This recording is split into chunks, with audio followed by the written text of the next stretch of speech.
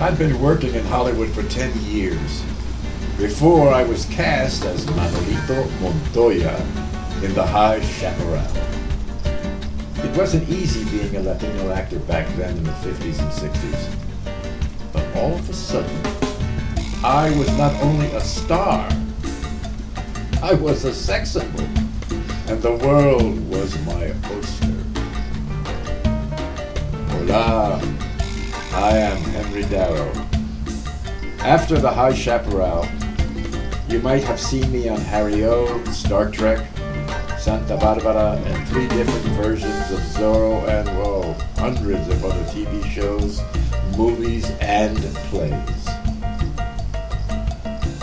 I've had an amazing life, and an even more amazing career. You can read all about it in Henry Darrow, Lightning in the Bottle. Buy it online at Amazon.com, Barnes & Noble, or other fine retailers, and visit www.henrydarrowbook.com to purchase autographed copies. Gracias, amigos. Ándale. Vámonos.